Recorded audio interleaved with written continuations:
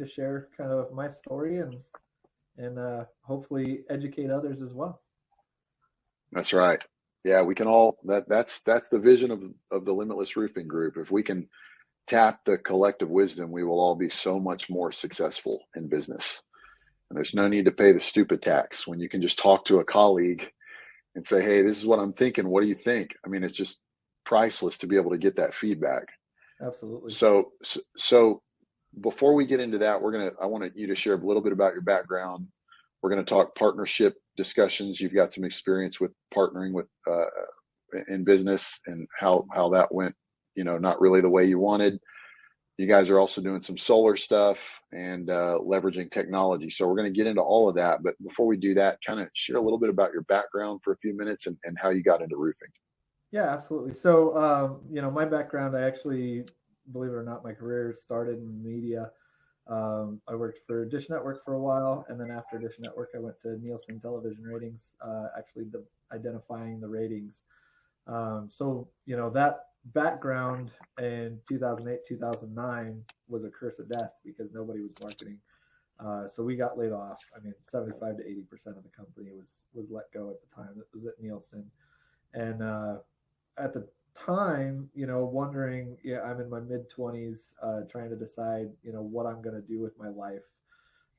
And one of my coworkers who got laid off and around previous to me had ended up in door-to-door sales and was doing okay. Nobody was doing great in that time period, but he was, starting to see some success. So I said, okay, I definitely want to try that and see if it's something that I might be able to be good at. The great thing about getting laid off is we had severance, so it gave us an opportunity to jump into something a little unconventional with that parachute to protect us at the time. And so I got the opportunity to go work the Phoenix, Arizona storm that hit, kind of in 2000, I think it was mid 2010, whenever that was. And that's where I really, got my feet wet and got addicted to this business. That was one of those storms that just took you, anybody, it was like handing out lollipops out there because they had $250 deductibles and roofs that were 25 years old. So it was just a godsend for the customers, and they were so excited to get those roofs bought by the hail damage. So I got hooked. I sold, an unrealistic number. I know I can't duplicate it, but it was like 140 roofs in 6 months while I was down there in Phoenix. And I'm a lifer, that just made it to where there's no going back. You can't leave the industry after something like that. And how old were you at that time?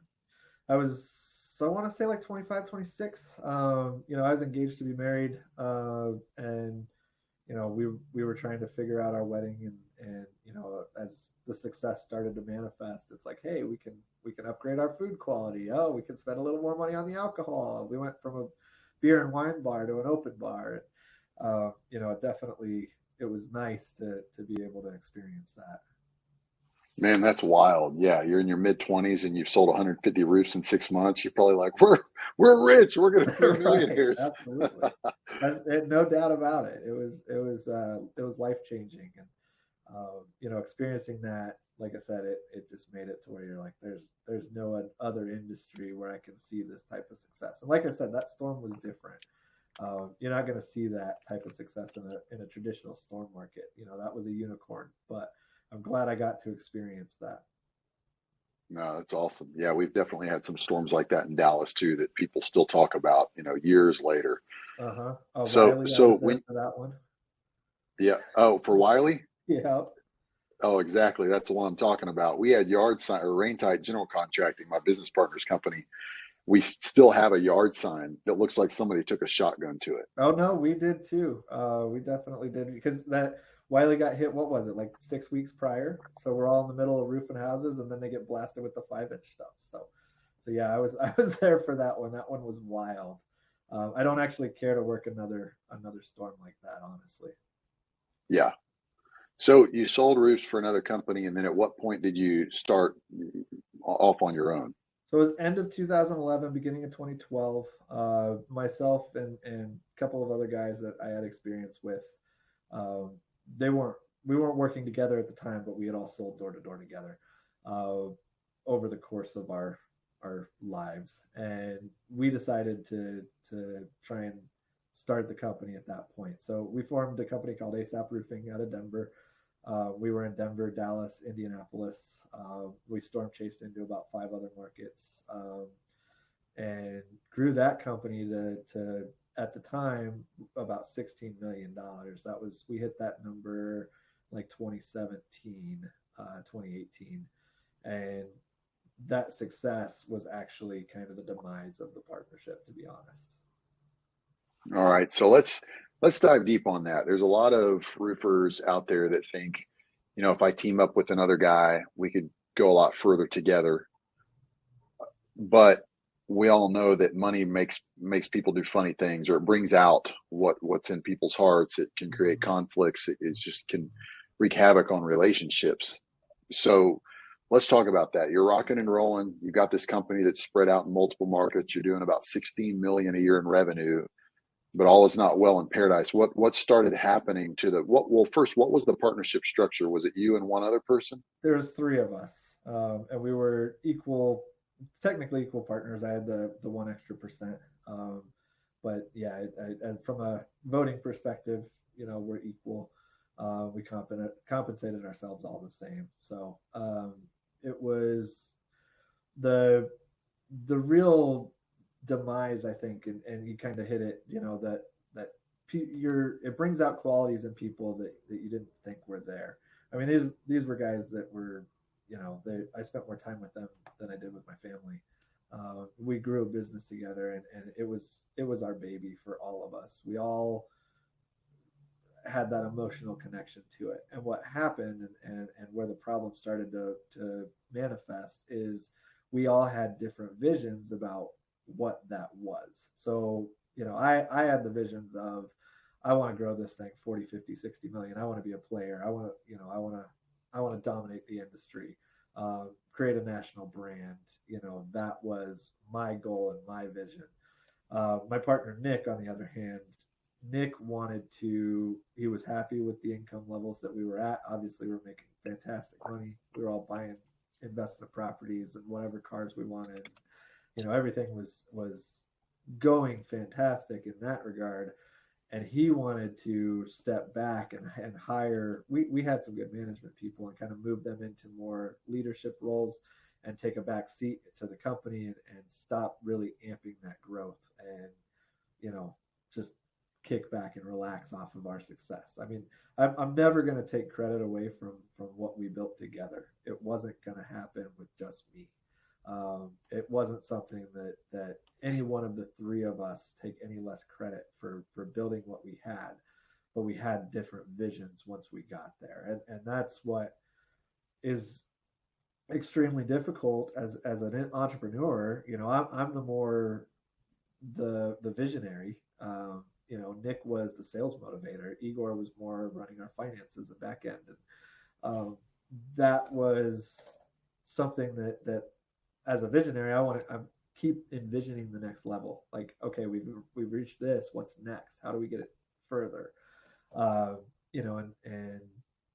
we never really had those conversations about, where do we see this in the future? I mean, when we started, we're 3 guys making 150 grand a year selling roofs, and we're going to try and do it ourselves, and don't really know much about what that's going to lead to.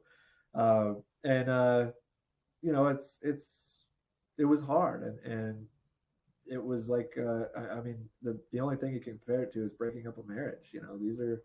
These are friends lost, a business that your baby is lost, employees that you've built relationships with that, they're no longer just employees, they're friends, and having to terminate them, all of that is so very difficult. And we tried to sell, and we had an offer on the table. Through due diligence, there were some terms in the offer that we really didn't like. In hindsight, there was some alternatives that we could have done to probably close the deal, and at least we would have walked away with something. But we terminated the deal based on they had a clawback where if they couldn't collect the AR in 60 days, then they could start clawing back the money from what our proceeds would have been. And knowing roofing, you can't collect the AR in 60 days. It's just not going to happen. So we were worried about how much of that were they going to be able to take back, and upwards of $1 million of they valued us at, I think, 5 million. Um, taking back $1 million of that just didn't seem right. So we walked away from the deal thinking that we were going to put it back on the market and find a better buyer, somebody that would align better with what we were trying to accomplish. And Nick at that point just emotionally couldn't handle it anymore. So he actually sued us for his equity using the $5 million valuation of the business as what it's worth. So he wants his 2 point whatever million.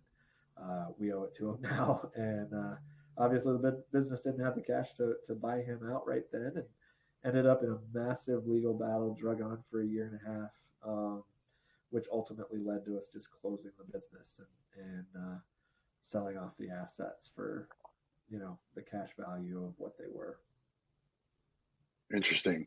So going back, what do you think were, one or two of the biggest mistakes? It sounds like one of them was not coming together, beginning with the end in mind, saying, hey guys, here's our big, hairy, audacious goal for 10 years.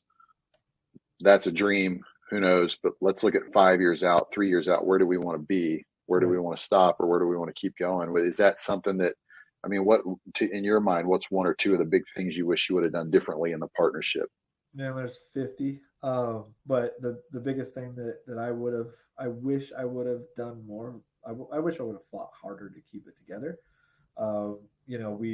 We could have found an alternative structure to allow Nick to maintain some of his ownership and yet take a back seat to the business.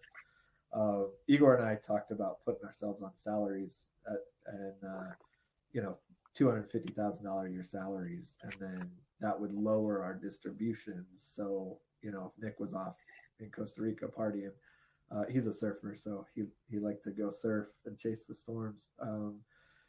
We would feel resentful because $500,000 a year worth of profit was coming back to us for running the business, and then the other, remaining 700,000 or so would have been distributed per our ownership agreement. So, we talked about that, but we never implemented anything like that. I think that could have been a better solution. Proactively attempting to buy him out before everybody's emotions got flared up. There's a variety of different ways that we could have done it differently. But like I said, there's so many different things that we could have done to make that situation end in a better way.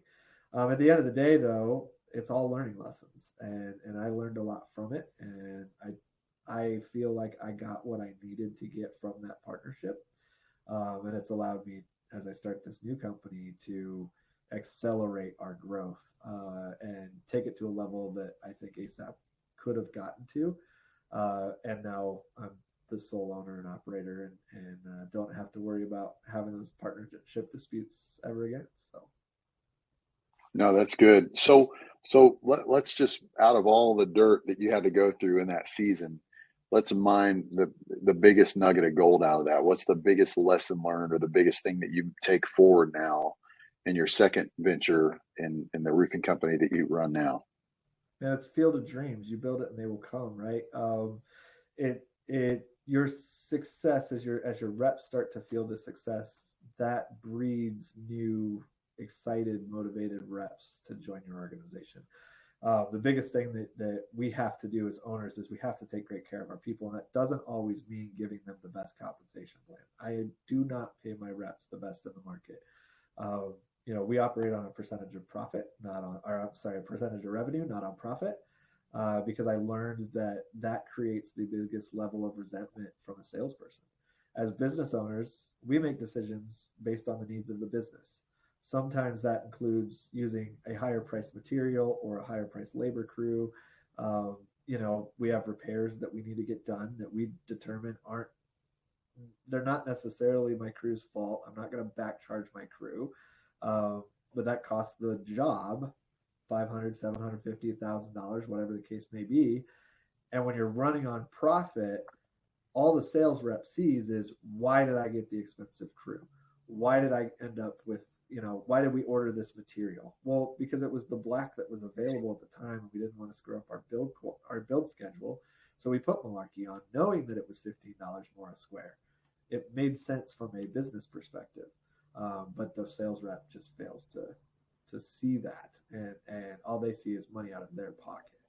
So that was why we kind of made that switch, and we take really good care of our reps and make sure that number one, we have great training. We're providing all the tools for success. I'm not afraid to spend money on a variety of things, but equipment, ladders, drones. We do a fair amount of company trucks. Not everybody has a company truck, but putting them in that company logoed vehicle. The back end support that they receive. My sales reps are salespeople. They're account managers. They are responsible for the customer engagement with that job. They're not ordering material. They're not running out the extra ridge cap. They're not doing the supplements. And that is what allows us to show a rep a path to sell multiple seven figures. We want our reps to be $2, $3, $4 million a year producers. Everybody's like, ooh, you got to be $1 million producer. Yeah, you had to be $1 million producer back in 2014. A $2.5 million producer is an equivalent today. So that's what we need our reps to be achieving. And in doing so, they're going to see that life-changing money that I saw when I started in this industry. Oh, that's so good.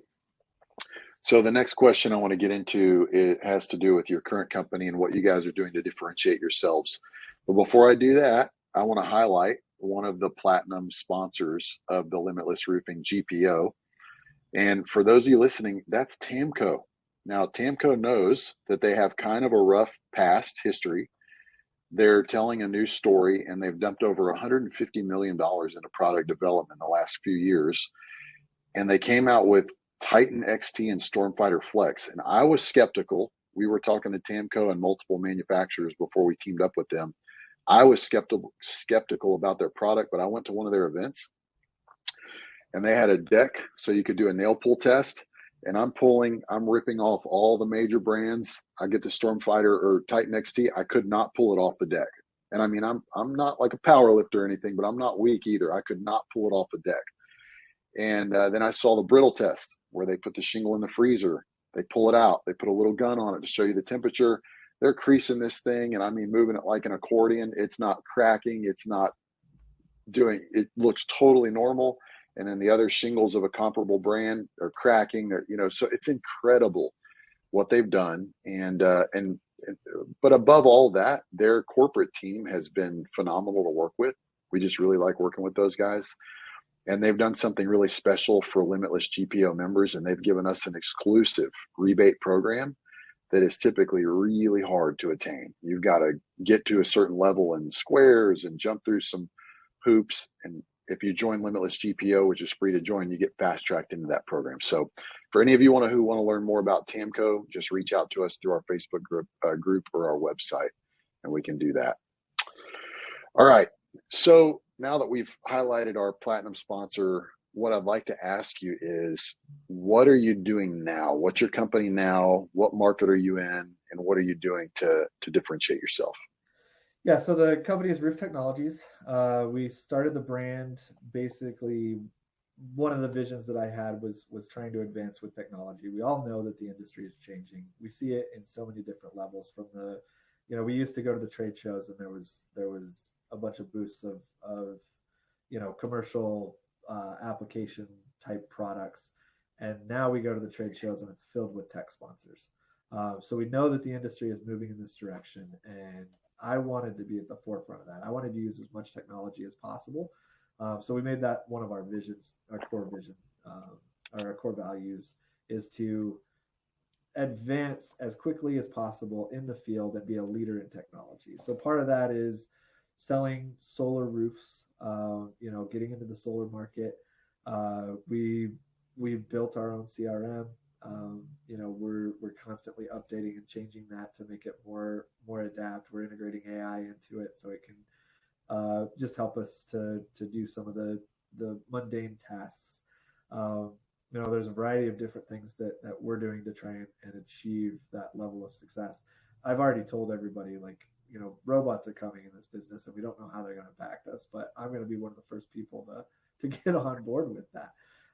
Not only from a labor perspective, cutting expenses, but the safety aspect of taking people off the roofs. I mean, that everybody knows that this is the second most dangerous industry there is, and the most dangerous industry is underwater oil welding. So, like, to compare us with something of that level, we have more people that die falling off a roof than any other trade. So we've got to do something different to protect our individuals, and the drone is the first step in that, and some of the products that are out there now, we have the Eagle View drones currently, so we're kind of testing those out, and there's the Roof Hawk.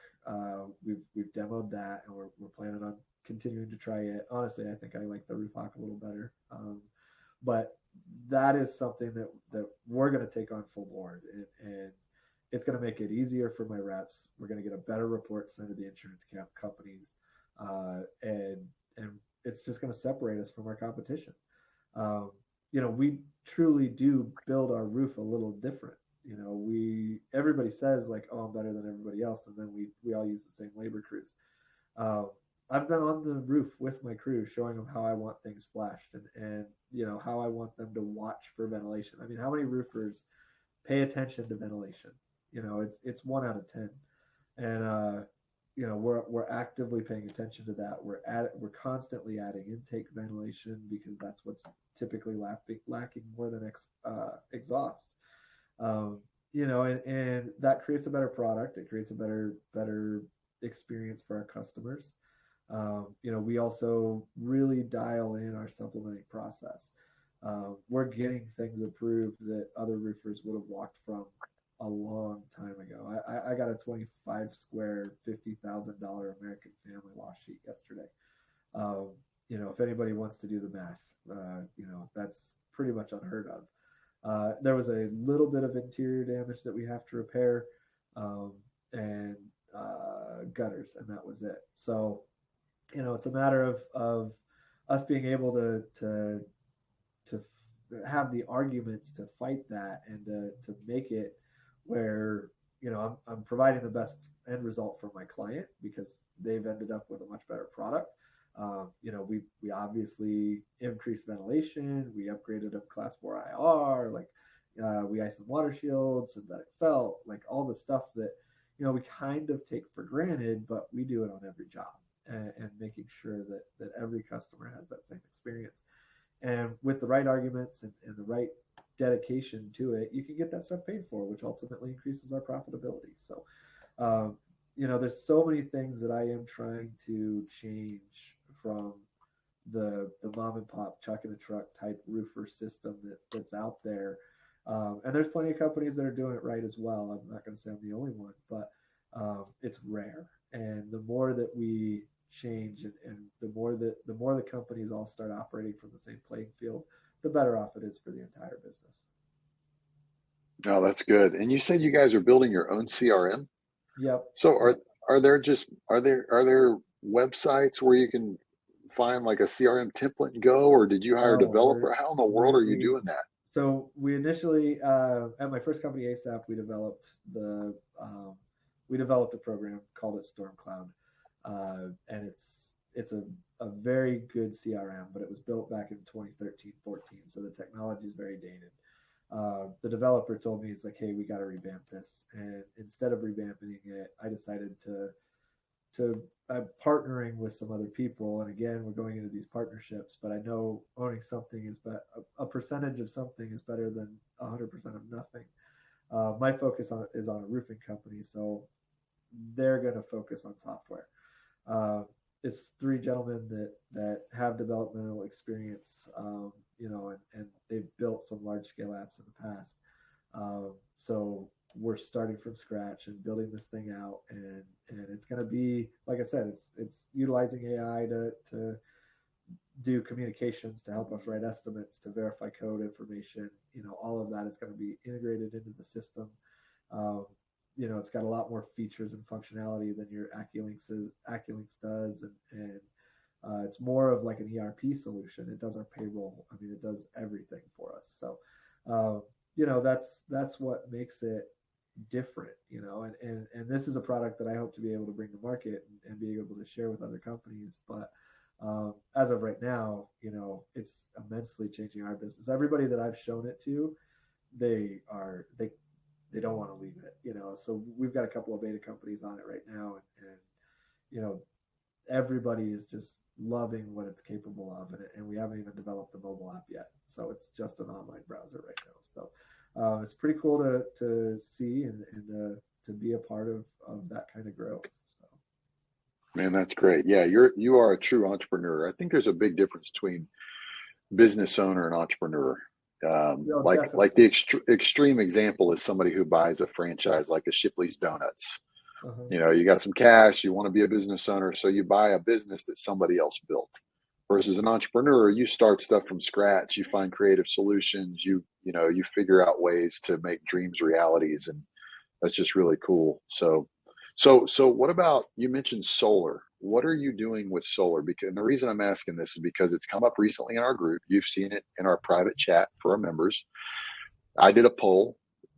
Would you like to implement solar in your company? Some people were like, not no, but heck no. Other people were like, yes. And then I think the bulk of the group is undecided. I think there's a lot of opportunity there, but for some reason, solar companies aren't teaming up with roofing companies, and roofing companies aren't teaming up with solar companies to a large degree. So tell me about what you're doing in solar. Yeah. So, we've taken the decision, just like everything, that I want to be a leader in it. We're a Tesla solar roof dealer, which is very coveted. It's difficult to get into, but if you are interested in getting into it, it can be done. Just keep that in mind. Keep fighting for it if you want it. It's a very expensive product. It's a stone-coated steel and tile replacement product. It's not an asphalt shingle replacement product, in my opinion. And there will be the occasional person that does want to go from asphalt to Tesla, but it's going to be rare.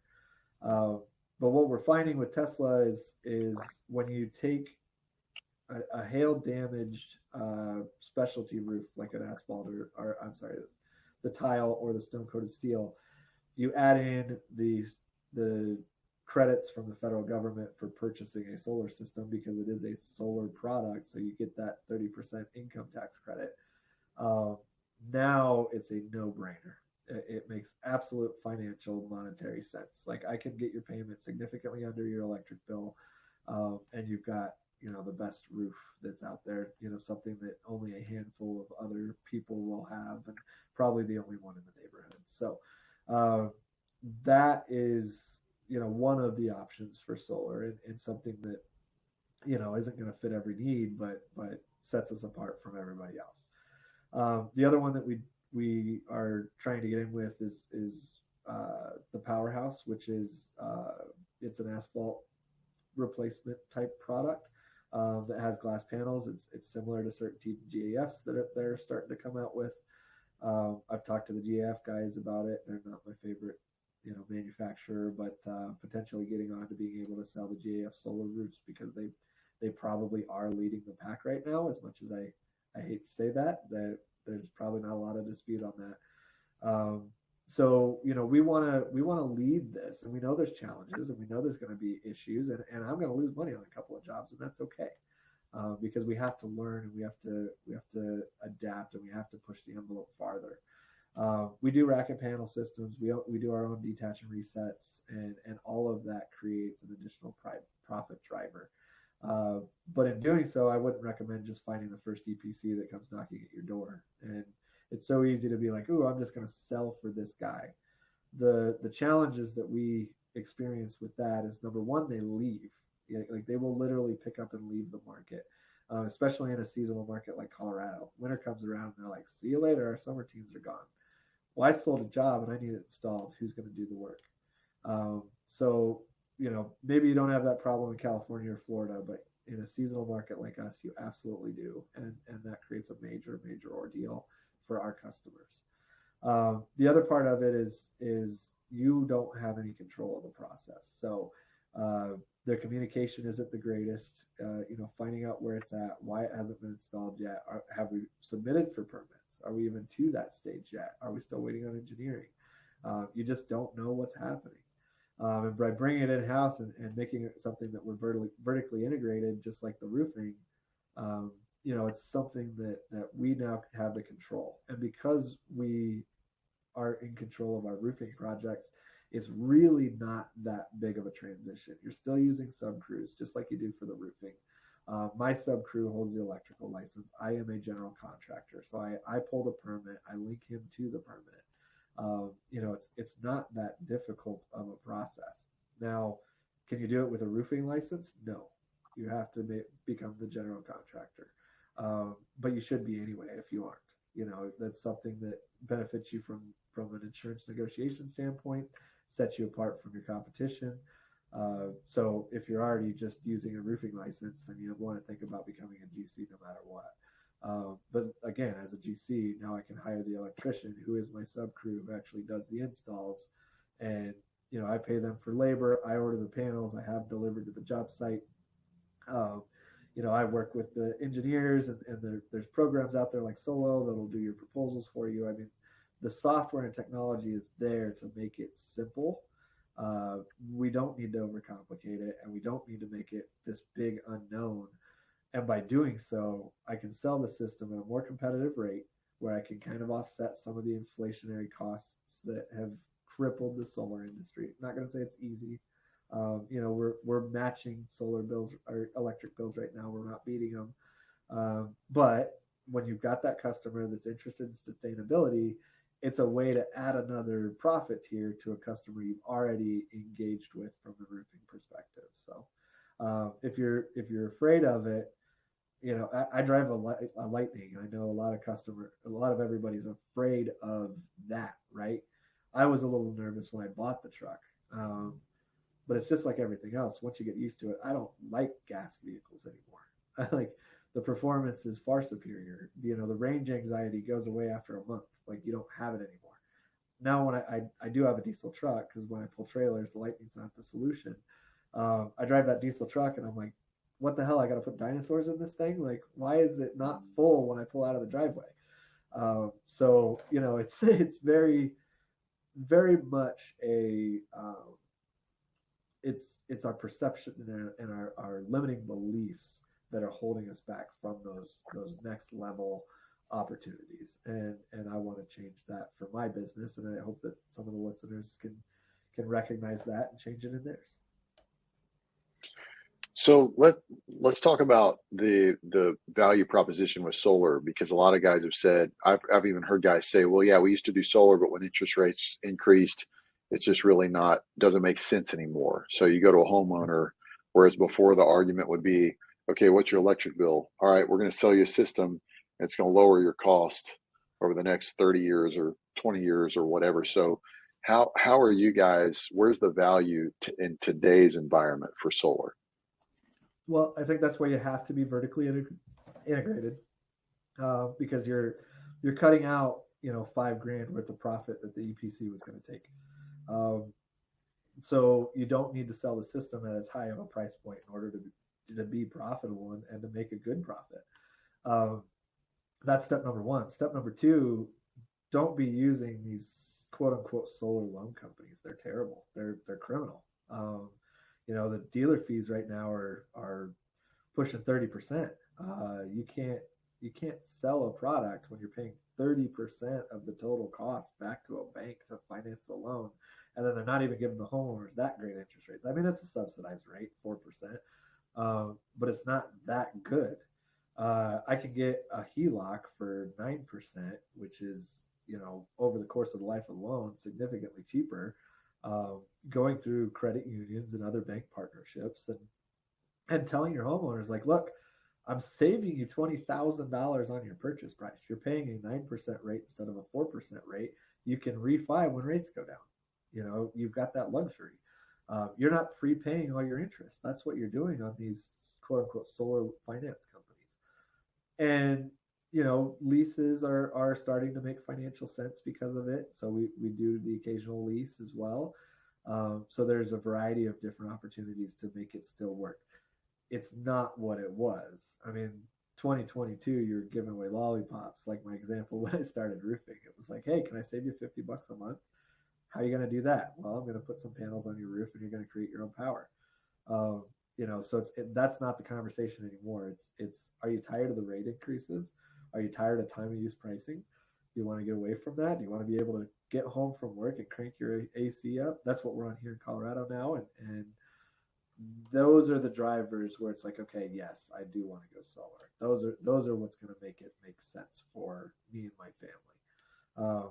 So you do have to be different, just like anything else in this business, and find that niche that's still going to be profitable, but it is still possible. Interesting. And where do you want to take this company that you're running now? Or what's your hope? You're in Colorado. Are you hoping to take this thing national or just go really You deep in know, Colorado? no, I've got a lot of different visions of where it's potentially going. I can tell you right now that we're gonna master Colorado. I'm gonna have all my systems and processes in place and make sure that we've created a solid system before we start to venture out. And I've already got some of the systems in place for the last business, but I need the team, right? I started with a bunch of green guys. They're learning, they're becoming great assets to the business, but they're not the people that are going to open a market in Dallas and see success down there.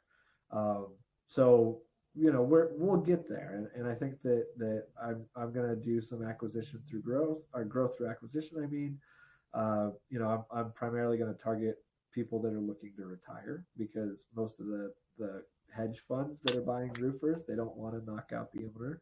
They want the owner to stay involved. They want to own you because they know that you're what drives the business. I'm going to look for the guys that are $5 to $10 million a year and they're done, and they don't want to. They want to wash their hands of it and go retire on a beach somewhere. Not a lot of people are looking that way. They don't want to buy those organizations. So it's going to create an opportunity for us to grow faster. Um, I do believe that, when I started, it was like, hey, we need to hit 5 million. We're going to crush 5 million this year. It's our second full calendar year in business. We started in 22, but we didn't have shit for storms, and 23 is when we fully got off the ground. So the thing that I foresee is 5 million, 10 million, 15 million. We're going to hit that pretty quickly. Going 40, 50, 60, those are the kind of levels that I'm anticipating.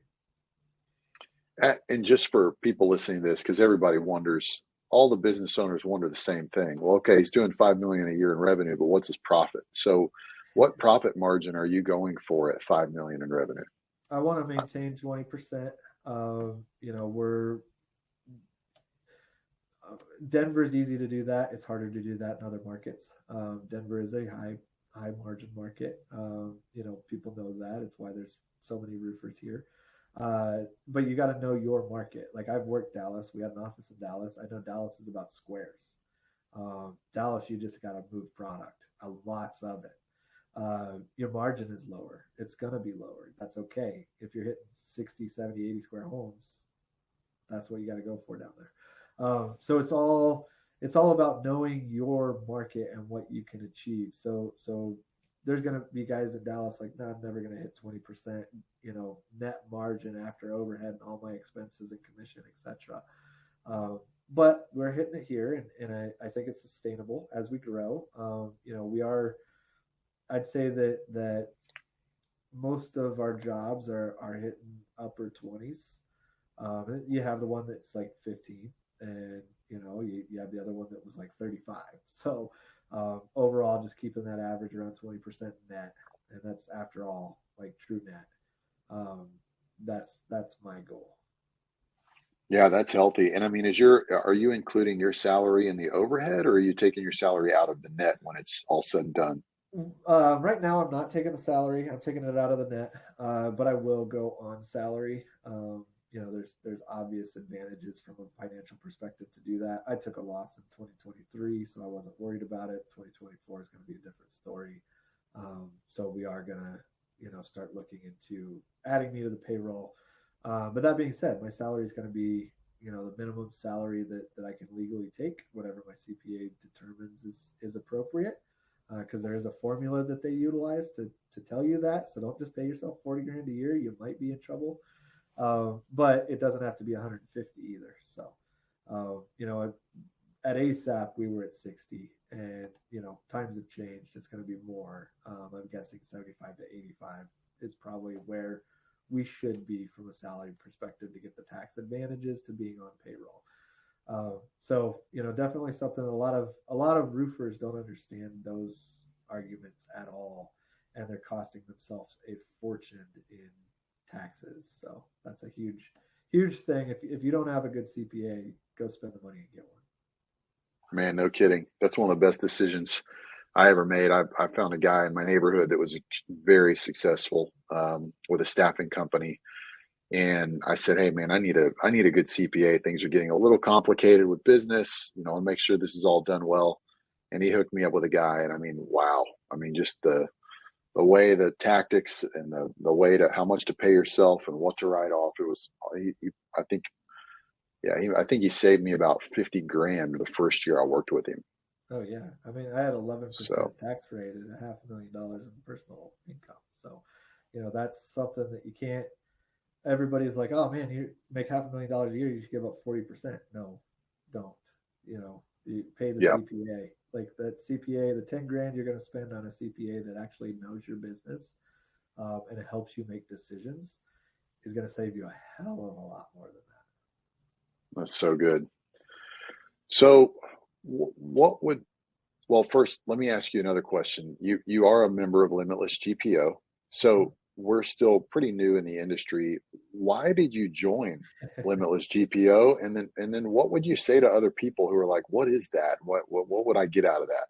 So that story is a little longer, and I'd love to share it because you and I talked when you first started, and I mean I think it was just you and maybe your partner, and it was you didn't have staff. It was you're just trying to get it off the ground, and I'm like, this is a joke. I'm not. There's and then you stuck with it and you kept growing it and you got it to where it is today, and now I can see the value. Ultimately, the Eagle View offer pushed me over the top to join the Platinum group. I love the camaraderie though, and being able to share successes and failures and grow from each other. That's a huge portion of it. And then the discounts work. We use the discount tire one all the time. If you're a roofer, you're buying tires. And to be able to just tell a homeowner, like, go down to the discount, use my discount code, replace that tire. And they feel like, man, this company's legit, right? It just helps you look bigger than you are, which helps your credibility with the homeowners. And then, some of the other things like the SRS, we had a better rebate than what you guys offer. But if you don't already have some good promos, then that's an absolute no-brainer. My experience with SRS has been fantastic. I've been with them a long time. Have really, really good relationships with our reps and branch managers and everybody else. So from a perspective, I've bought from all the big brands. We were buying several $1 million a year worth of shingles. That is something that SRS can deliver. Nobody's perfect. Every supplier is going to make mistakes. But in my experience, that they've been a great partner. ABC is the one that I'll give credit to from a customer service perspective. Probably can't be beat. But you're paying a little bit of a premium for it. And then, the other ones that are out there, most of them just struggle to kind of hit the mark. The customer service isn't really there. May not have product availability, whatever the other issues are.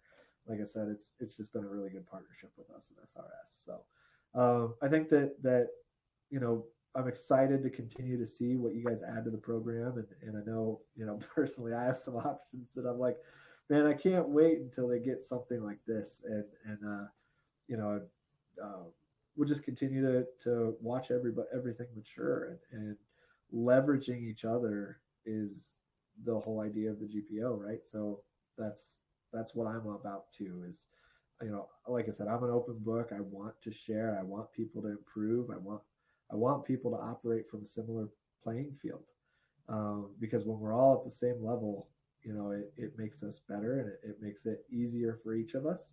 Um, when I'm competing against another company in town that I know is a credible company, I feel better about it than I do when I'm going in and I'm like, man, this guy's going to get chuck in a truck and give him the lowest bid and he's going to screw himself. And I got to try and explain to the homeowner why that's going to screw him, rather than just going in and selling value of, here's what I do. Here's why you should choose me. And I know that the other company that you're using is a very reputable company. I'm sure they're going to take great care of you, but I think I can do it better. And this is why.